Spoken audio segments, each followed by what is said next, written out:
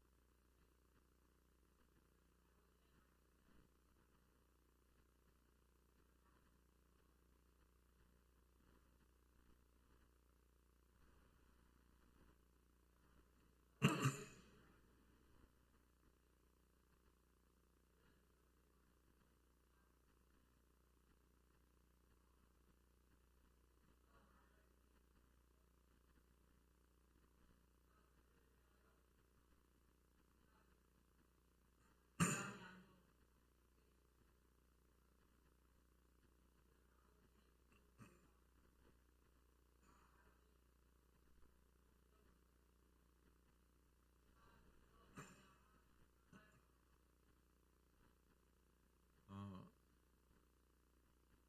1절부터 이제 5절까지는 주님 자신의 기도지만 6절부터 19절까지는 제자들을 위한 기도입니다.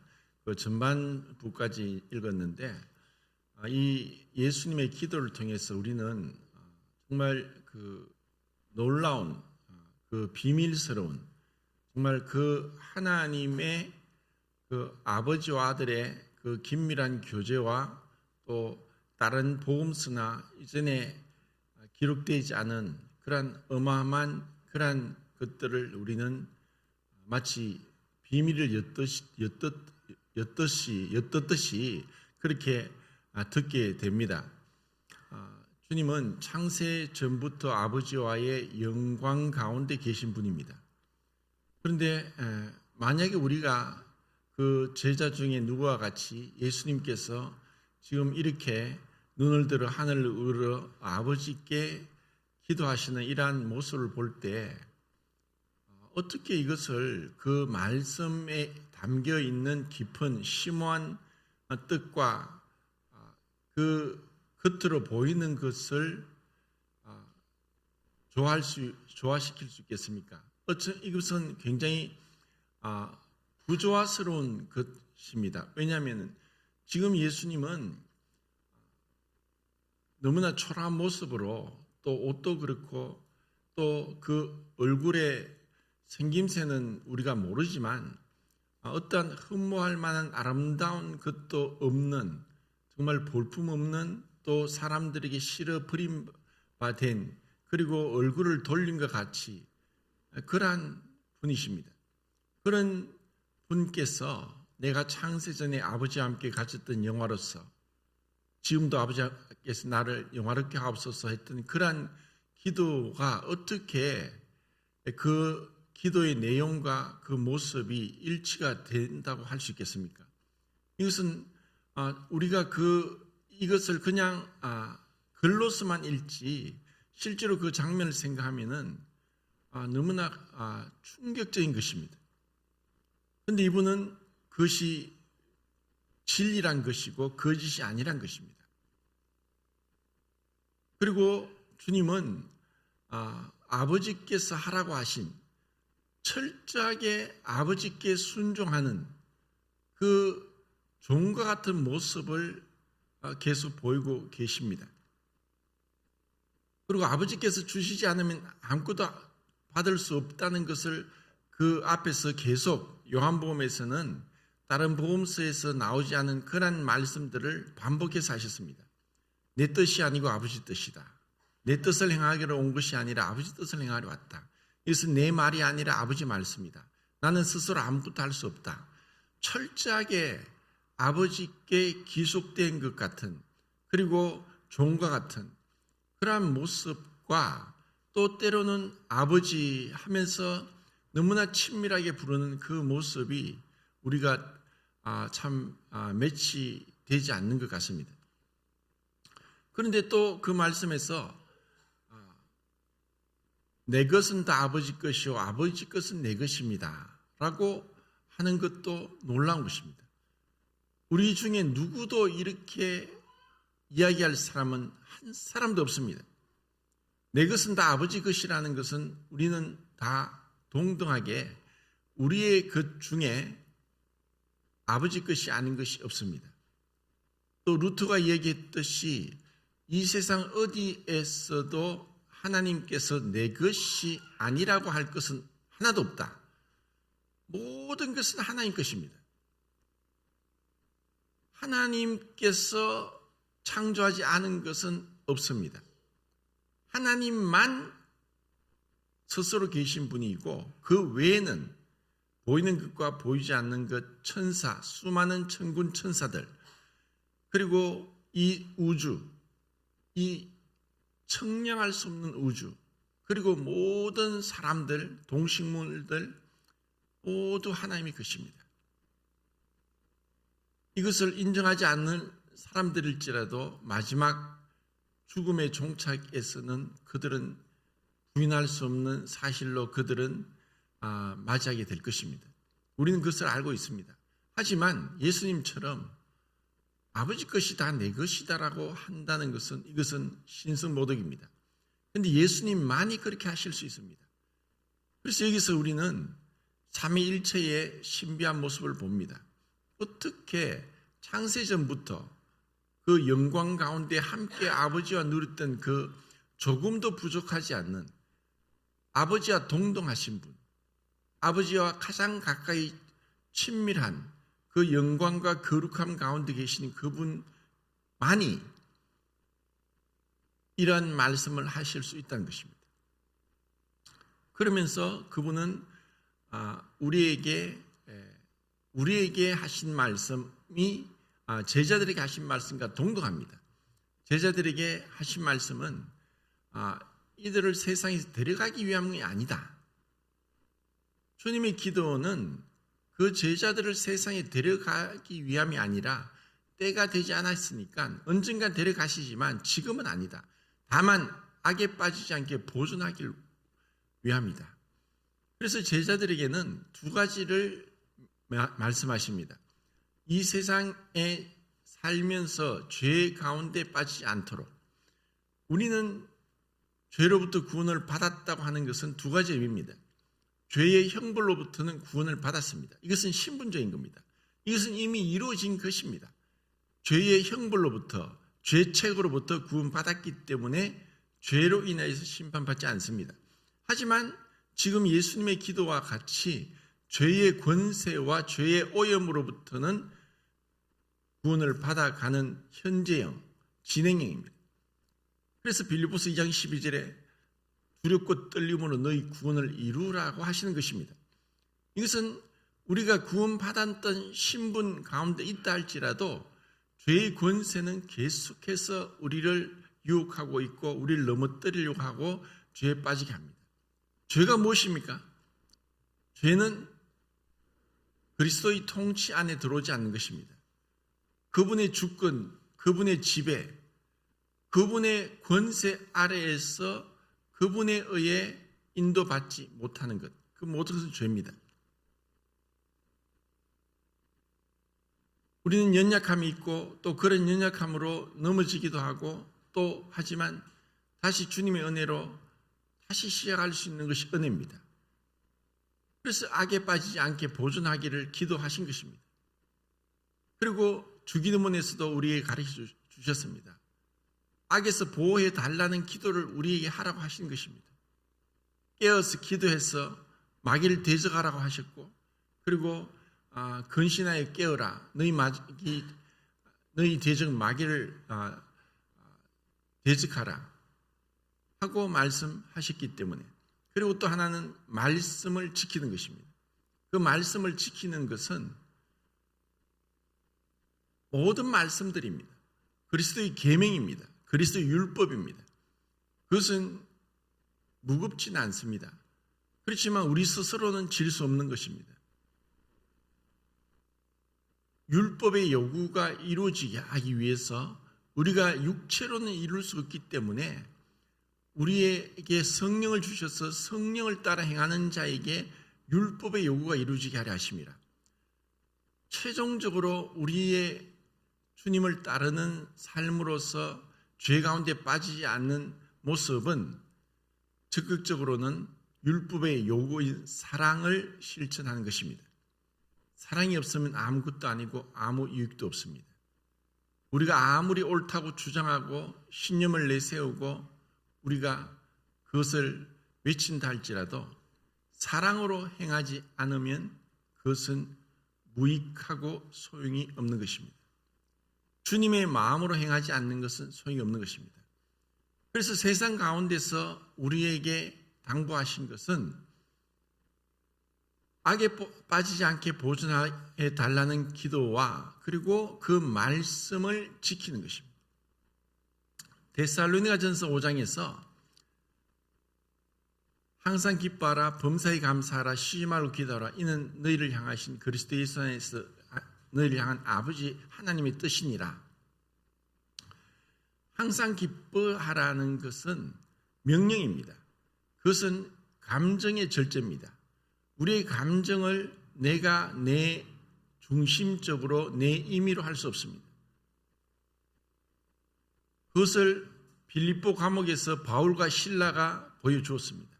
그들은 복음을 전하다가 선을 행하다가 두들겨 맞았습니다. 발이 착고에 차였고 또 맞은 채찍질로 인해서 통증이 왔습니다. 그런데 밤중에 통증이 어느 정도 가시기도 전에 여전히 통증 가운데 있음에도 그들은 찬송을 했습니다. 찬송을. 마치 바랄 수 없는 중에 바라고 믿는 아브라함과 같이 그들은 찬송할 수 없고 기뻐할 수 없는 중에 기뻐했습니다. 그것은 빌립보 교회에 그 편지에 기뻐하라. 내가 다시 말하노니 기뻐하라. 기뻐하라. 계속 기뻐하라는 거예요. 그것은 형편이 기뻐할 만하기 때문에 기뻐하는 것이 아니라 기뻐하라고 명령하셨기 때문에 기뻐하는 것입니다. 우리는 우리의 감정이 주가 되어서 감정에 따라서 우리의 감정을 움직이는 것이 아니라 말씀에 따라서, 말씀을 지킨다는 것은 그 말씀을 따라서 우리의 감정을 절제하는 것입니다. 그래서 항상 기뻐하는 것입니다. 어떻게 그것이 가능합니까? 기뻐할 수 없는 상황이 얼마나 많습니까? 만약 그렇게 하면 정신병자입니까? 라고 할 정도로 세상은 수고와 슬픔뿐입니다. 우리 뜻대로 되는 것이 있을지라도 만사형통할 수 없습니다. 그런데 하나님은 기뻐하라고 했습니다. 항상. 그리고 범사에 감사하라고 했습니다. 어떻게 범사에 감사합니까? 감사는 어디서 옵니까? 생각입니다. 생각의 절제가 있을 때 감사가 되지, 생각의 절제가 없으면 불평, 불만, 원망, 판단, 비판하는 마음, 용서치 않는 마음, 이것은 다 자아에서 나오고 옛사람이고 육신입니다. 범사에 감사하라. 범사에, 모든 일에 감사합니까? 기뻐합니까? 쉬지 말고 기도하라. 이건 의지의 절제입니다. 우리의 의지는 기도하기를 싫어합니다. 집회에는 참석해도 기도에는 참석하지 않는 것이 오늘날 그리스도의 모습입니다. 기도하려고 하면은 사단이 온갖 생각을 집어넣습니다. 이 생각 저 생각. 가만히 있는 것이 제일 힘듭니다. 유대인들에게 안식일을 아무것도 하지 마라. 아무 노동도 하지 마라. 그것은 쉬운 명령이 아닙니다. 우리는 끊임없이 움직여야 됩니다. 벌이 개미가 끊임없이 움직이듯이 우리의 생각은 끊임없이 움직입니다. 우리의 의지는 끊임없이 무엇을 하려고 합니다. 그렇기 때문에 우리의 생각, 감정, 의지의 절제가 기도와 기쁨과 감사로 나타나는 것입니다. 이시 말씀을 지키는 것입니다. 이스라엘 말씀을 지키느냐? 정말 어떤 교회에 어떤 자매님이 암에 걸렸는데 나는 아무런 조치도 하지 않고 치료도 받지 않고 수술도 하지 않는다. 그냥 이대로 주님 부르실 때 가겠다라고 했답니다. 그래서 참 대단하다고 했는데 알고 보니까 그 자매님의 연세가 80이랍니다. 우리는 그렇게 생각할지 모르겠지만 요즘 80이 넘어도 수술 많이 합니다. 그렇게 쉽게 그렇게 한다는 것이 쉬운 것이 아닙니다. 지난주도 교회 장례식이 있었습니다. 수없이 많은 장례식을 참석하고 하면서 또다시 마음에 새깁니다. 그래, 나도 죽으면 저렇게 입관하기 전에 염을 해서 온몸이 똘똘똘 싸매어져서 꼼짝 못하고 얼굴을 가리고 손발이 묶이고 몸이 꽁꽁 묶여서 저렇게 관에 들어가서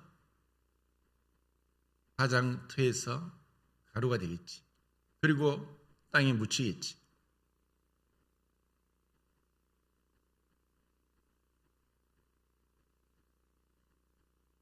정말 그러한 것을 사람들은 보면서도 깨닫지 못합니다. 종교에 하나 깨닫지 못한 자는 멸망한 짐승과 같도다. 사람들은 의뢰이 그렇지 그냥 죽으니까 그렇게 하는 거지 라고 잠시 슬퍼하다가 또 일상생활로 돌아갑니다. 하지만 우리는 주님 앞에 선악간에 우리가 은밀히 행한 모든 것들을 직구하게 될 것이고 판단받게 될 것입니다. 분명히 그분은 은혜로 우리에게 갚아주신다는 것은 믿어 의심치 않습니다. 우리가 얼마나 그 말씀을 지켰느냐, 그리고 이 세상 가운데 악에 빠지지 않고 그리스도를 믿음으로 마귀를 대적했느냐, 아버지를 사랑함으로 세상을 사랑하지 않았느냐, 성령을 의지함으로 육체의 정욕을 이겼느냐, 이러한 영적 전투를 어떻게 행한 것인가를 결과로 그분 앞에 판단받게 될 것입니다. 그것은 영광스러운 날일 것이고 우리의 수치는 불태워질 것이지만 우리의 소자에게 냉수한 그릇 준 것은 그분 앞에 드러나서 그분의 칭찬을 받을 것입니다. 이것이 우리의 소망입니다. 그리고 본문 말씀은 아닌데 그 뒤에 나온 말씀은 5번 나오는 말씀이 있습니다. 나중에도 또 교제하겠지만 성도들끼리 주님께서 원하신 기도가 있습니다. 그것은 아버지 안에 내가 아버지 안에 있듯이 그들도 우리와 같이 하나가 되어 하나가 되길 원한다는 기도를 합니다. 이것은 인간이 제일 불가능한 것입니다. 성경에서 한 몸이라고 한 것은 둘밖에 없습니다. 부부가 한 몸이고 교회가 한 몸입니다. 그리스도가 머리고 교회는 지역교회는 지역마다 떨어져 있지만 영적으로 그리스도 안에서 한 몸의 지체입니다. 그것은 고린도서 12장 13절에 유대인이나 헬라인이나 종이나 자유자나 다 한 성령으로 세례를 받아 한 몸이 되었고 또 한 성령을 마시게 하셨느니라. 성령이 하나이듯이 우리는 각각 떨어져 있지만 그리스도 안에서 연합된 생명을 가지고 있다면 한 몸의 지체입니다. 그래서 형제 자매입니다. 그래서 하나 되는 것을 힘써 지키라고 했습니다. 겸손과 온유로 하고 오래 참음으로 사랑 가운데 용납하고 성령이 하나 되게 하신 것을 힘써 지키라. 이것보다 더 우선되는 말씀은 없고 어떠한 세상의 정치적 신념이나 도덕적 관념이나 세상의 철학이나 인간의 가르침, 이 모든 것은 이 말씀 앞에 뒤로 물러가야 됩니다. 만약 그것이 먼저 나오면 우상입니다. 그것은 우상입니다.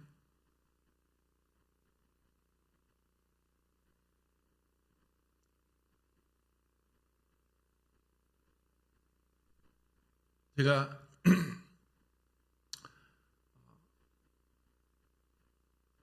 세상에서 그런 어떤 그 부부 상담하는 그러한 분들의 그런 강의를 들어보니까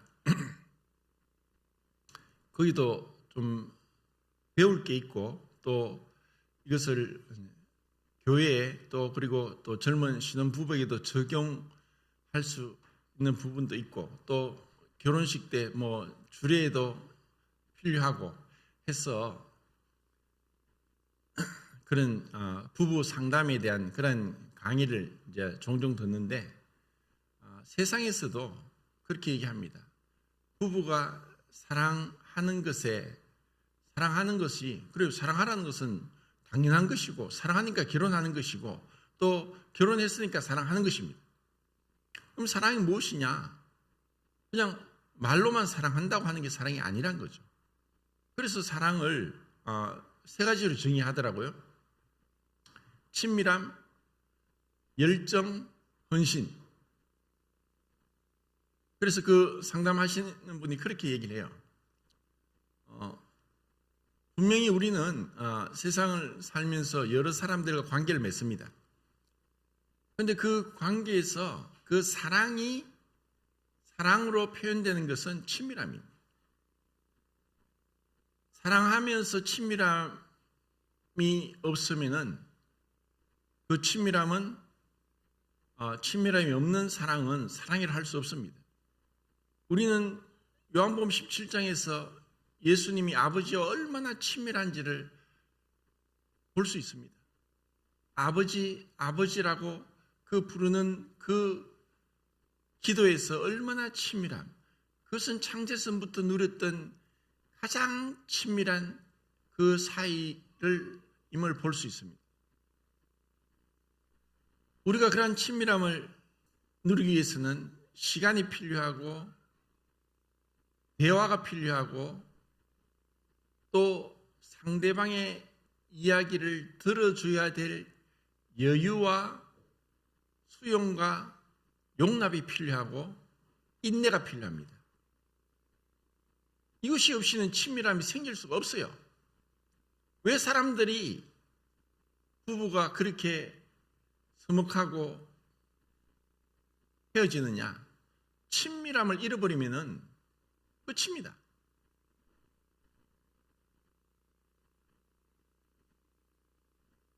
우리가 주님을 따르면서 말씀을 등한히 여기고 기도를 소홀히 하고 예배를 중하게 여기지 않고 교회를 사랑하지 않고 성도를 존귀 여기지 않으면 주님을 사랑한다는 것 다 거짓말입니다. 주님은 속지 않습니다. 우리가 주님을 사랑한다고 하면서 이런 눈에 보이는 사람을 사랑하지 않으면서 보이지 않는 하나님을 사랑할 수 있습니까? 친밀합니까? 친밀함을 위해서 시간을, 돈을, 내 힘을 투자할 수 있습니까? 하고 있습니까? 그것이 없이는 사랑이 지속될 수 없는 거예요. 그리고 열정, 사랑에는 열정이 따르게 되어 있습니다. 그것은 사랑은 죽음같이 강하고 아가스에서 말씀하셨습니다. 죽음을 이기는 것은 사랑입니다. 이 세상의 모든 문제들과 어려움, 그 역경들을 이기는 것은 사랑입니다. 사랑으로 이길 수 있습니다. 그런데 사랑이 식고 사랑이 점점 옅어질 때 열정도 사라집니다. 우리가 주님을 얼마나 열정적으로 사랑합니까? 흔히 그런 얘기합니다. 야, 내가 구원받았을 때 성경을 하루에 몇 시간 읽었고 전도를 어떻게 했고 또 뭘 어떻게 이런 이야기를 종종 듣습니다. 그럼 지금은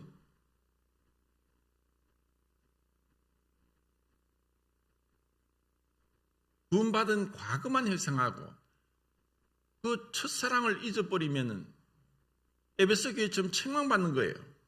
아무리 열심을 다해도 첫사랑을 잊어버리면 책망받는 겁니다. 열정을 잃어버리면 사랑이 식는 거예요. 주님을 한 열정, 그것은 날이 갈수록 점점 더 불타올라야 돼요. 신앙이 과거를 회상하는 것이 아니라는 거예요. 그리고 헌신, 사랑하면 헌신을 하게 돼 있어요. 수고를 하는 거죠. 사랑에는 수고가 따른다. 데살로니가 전서죠. 사랑에는 수고가 따르고 헌신이 따릅니다. 사랑하면은 예수님이 제자들의 발을 씻긴 것은 사랑하기 때문입니다. 세상 사람들은 기브 앤 테이크죠. 돈을 받으니까 하는 거예요. 계산적인 거예요. 우리가 사랑하는데 계산을 하고 사랑하는 것은 세속적이고 속물적인 겁니다. 부모가 자식을 사랑하는데 자기가 사랑한 걸 다 적어놓고 자식에게 그 명세서를 보여주면서 내가 이렇게 했으니까 나에게 이렇게 갚아야 돼 하면은 자식은 다 도망갑니다. 사랑은 헌신적으로 섬기고 잊어버립니다. 아무리 헌신적으로 섬겨도 내가 더 할 걸 아쉬워하는 게 사랑입니다. 내가 이만큼 했는데 어떻게 그럴 수 있냐? 사랑이 아니에요.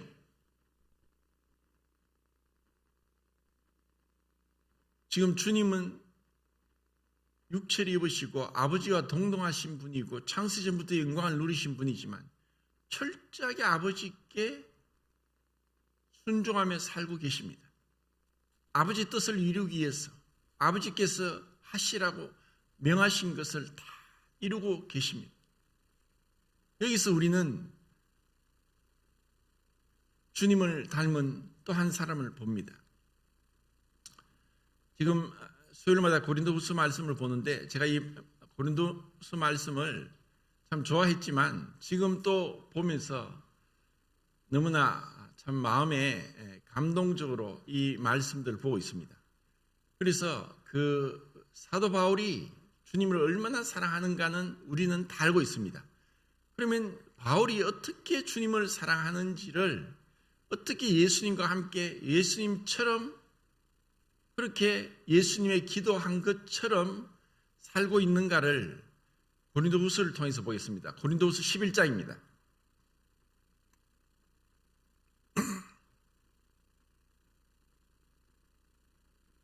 6, 7, 8절입니다.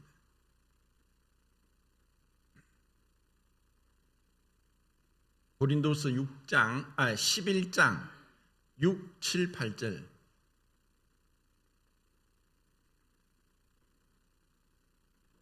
같이 읽겠습니다. 시작.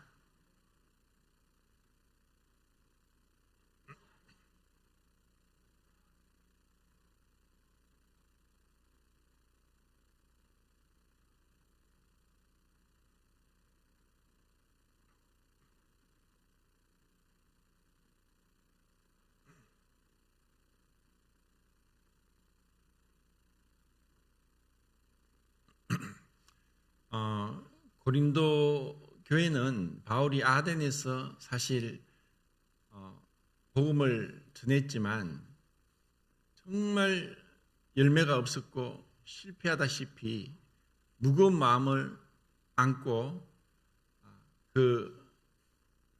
그쪽이 그러니까 아덴에서 우리가 지도 쪽에 보면 이제 서쪽으로 갔죠. 서쪽으로 그 아가야 지방의 수도인 고린도 지방에 갔습니다. 상업도시, 항구도시, 굉장히 번창한 그 도시에서 1년 6개를 머물면서 복음을 전했고 교회가 세워졌습니다. 그리고 교회에 많은 은사가 거의 대부분의 은사가 드러났고 또 굉장히 활발하게 성장을 했습니다. 그런데 유대주의자들, 거짓 사도라고 하는 자들이 와서 이제 그들을 속이고 또 그들을 지배하면서 사도 바울이 사도가 아니라고 하면서 사도권을 부인하기까지 됐습니다. 이것은 마치 자기가 낳은 자식이 커서 당신이 내 부모가 아니라고 하는 것과 같은 가슴 아픈 배신이고 반역입니다. 그런 가운데 바울이 이 편지를 쓰는 겁니다. 그리고 그래 너희들 말대로 말합니다. 바울이 어떻게 사도냐? 그는 예수님 제자가 아니지 않느냐? 예수님 제자가 아니다. 그리고 오히려 예수님 믿는 그리스도인들을 핍박했던 자가 아닌가? 그리고 그의 편지는 힘이 있으나 그때 왔을 때 봐라. 말이 시원찮다. 이런 자존심이 완전히 망가지게 하는 그런 피난을 들었습니다.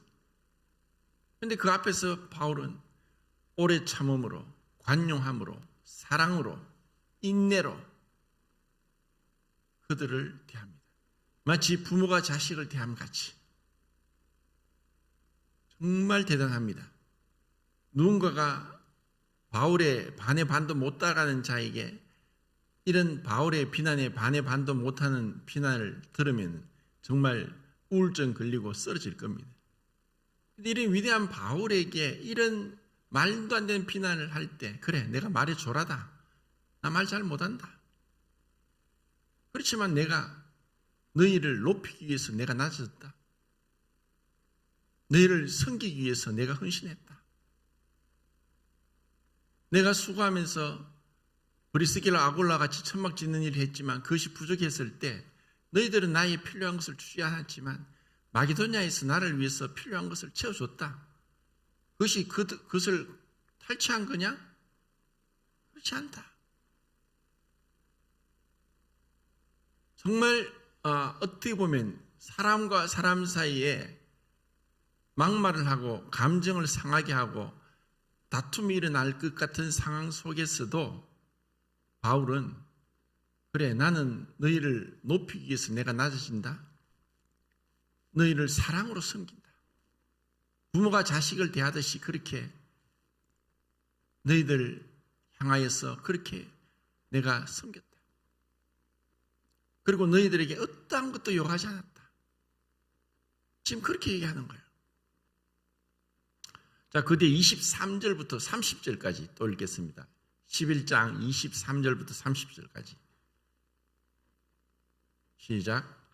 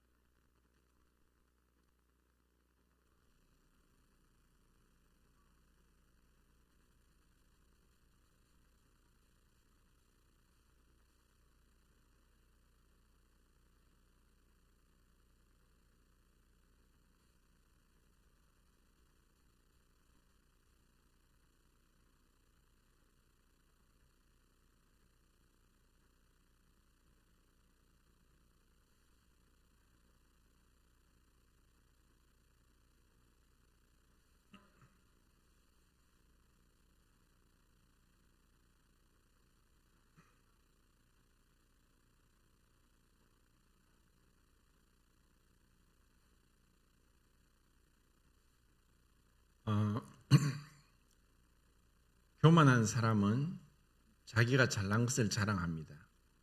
겸손한 사람은 자기가 못난 것을 드러냅니다. 그래서 계속 자랑질하는 사람은 한마디로 교만한 사람입니다. 세상은 교만으로 똘똘 뭉쳐 있습니다. 내가 돈을 얼마 벌었다, 내가 얼마 어디에 어떻게 했다, 어떻게 내가 뭘 이루었다, 뭘 했다. 세상 사람들의 말의 대부분은 자랑질입니다. 자기를 높입니다. 자기를 주장하고 자기를 드러내고 자기 PR을 합니다. 그런데 바울은 만약에 그렇게 한다면 바울은 내가 1차, 2차, 3차 전도여행 키로수로 따지면 몇만 킬로다. 그리고 수많은 교회를 세웠다. 수많은 기적이 일어났고 귀신이 쫓겨났고 병자가 고침받았고 죽은 자가 살아났고 또 어마어마한 회심이 일어났고 영적 부흥이 일어났다. 그런 말 한마디도 없어요. 만약에 누가 와서 내가 이런 바울이 지금 고백한 것처럼 이런 핍박들, 고난받은 것들 얘기하면 우리는 다 얼굴을 찡그리고 듣기 싫어할 겁니다. 아니 왜 저렇게 얘기하지? 저게 자랑이냐? 저 부끄러움이 아닌가? 바울이 왜 그럴까요? 지금 거짓 사도들이 고린도 교회에 와서 엄청 자랑질해야 됩니다. 이것도 하고 저것도 하고 막 자랑질합니다. 그런데 바울은 나는 자랑할 게 없다. 나는 약한 것을 자랑하겠다. 난 이렇게 어마어마한 고난을 받았다. 그런데 그 모든 고난보다 여러 교회를 위하여 그 교회들이 연약한 가운데 있는 것이 가장 큰 고통이고 아픕니다. 누가 아프면 나도 아프고 누가 고통당하면 나도 고통당한 점 아프다.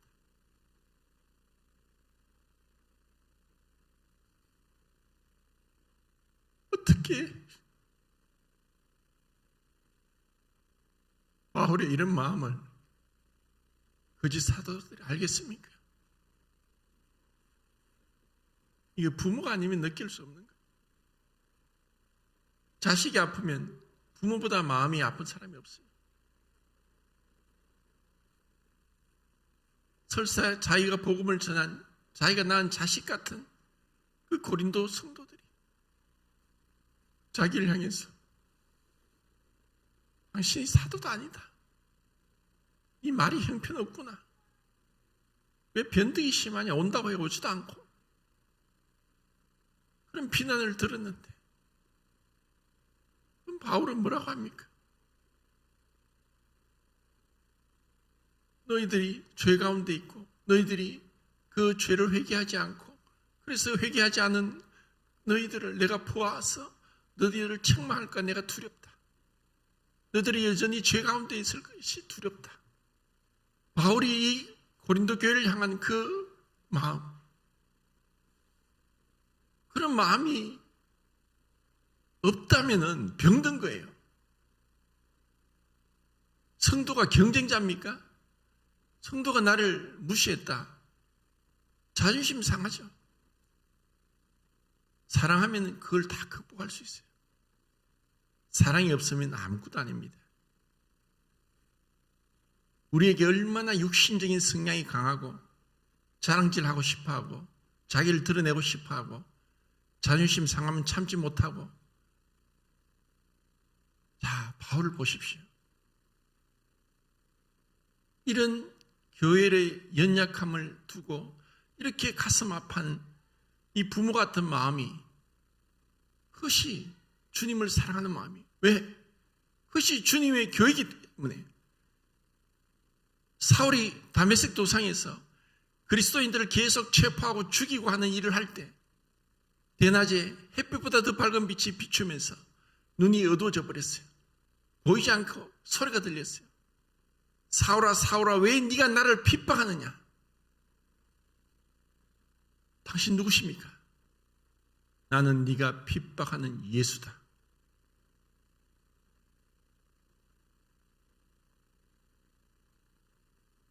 그게 모든 게 담겨 있는 거예요. 복음이 있고 교회가 있어요. 내가 구원받았다고 자랑합니까? 교회를 사랑하지 않고 성도를 사랑하지 않고 성도를 위해 헌신하고 희생하고 자존심을 내려놓고 성도를 높이기 위해서 내가 낮아지고 성도를 사랑함으로 내가 섬기고 헌신적으로 그들을 위해서 수고하지 않고 다른 것들을 아무리 이루어도 주님은 그것을 다 불어버리십니다. 불타버릴 거예요.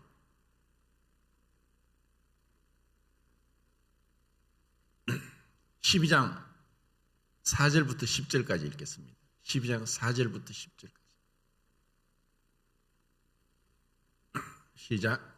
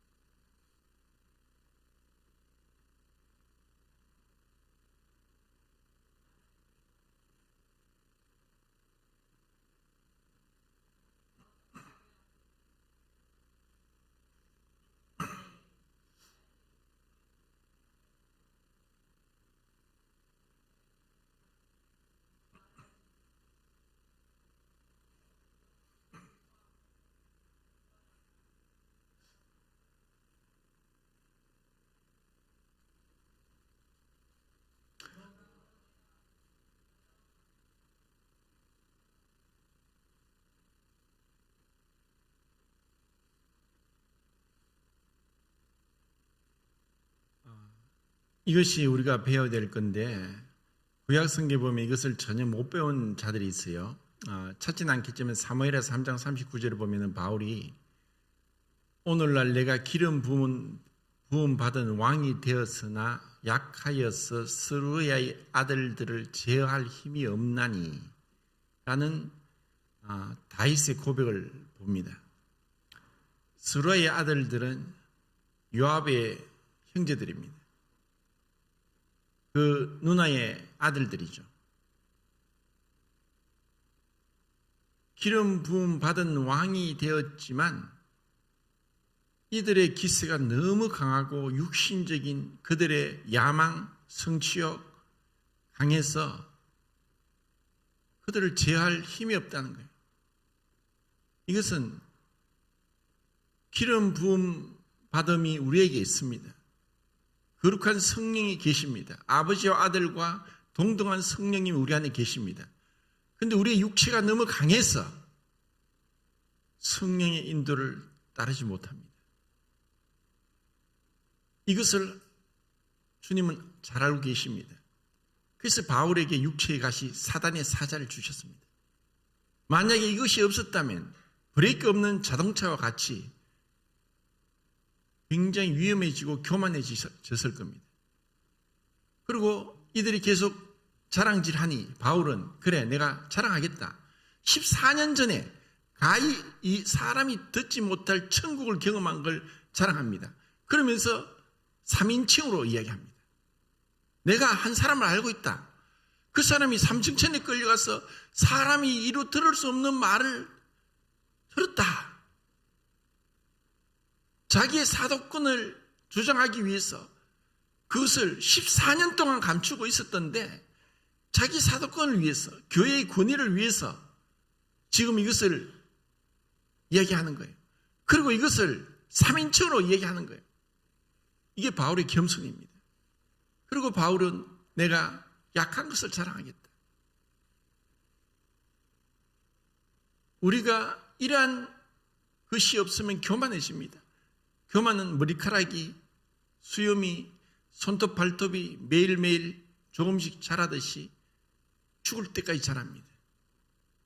이것을 성령의 능력으로 절제하고 주님의 인도를 받기 위해서 주님 앞에 엎드리지 않으면 우리는 육신대로 행할 수밖에 없습니다.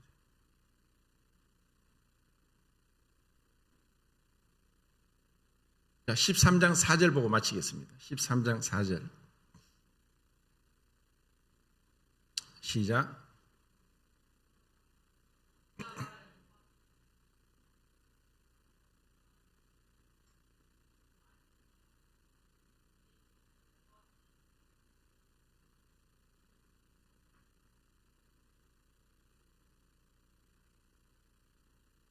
주님이 완전하시고 전능하시고 거룩하시고 영원하신 분이 왜 약함 가운데 가셨느냐? 그 연약함으로 우리를 온전케 하기 위함이고 부유하신 분으로 가난한 자를 부유케 하기 위함이요, 그리고 우리를 그 사랑 안에 함께 그 능력에 머물고 있게 하기 위함이요, 그리고 우리 안에 계신 성령의 능력을 따라 인도를 받으며 주님의 뜻이 이루어지게 하기 위함입니다. 우리 각자에게 그런 치명적인 약점이 없는 사람이 없습니다. 그것을 주님 앞에 내려놓아야 됩니다. 그리고 성령의 인도를 받기 위해서 주님의 은혜를 구해야 됩니다. 그때 예수님께서 이 땅에서 걸어가신 그 삶의 본을 따라갈 수 있고 또 바울이 따라갔던 그 길을 따라갈 수 있습니다. 예수님과 함께 예수님처럼 우리가 그렇게 주님의 뒤를, 주님을 닮는 우리의 말과 행실에서, 우리의 삶에서 주님의 빛과 향기가 나타나기를 소망합니다.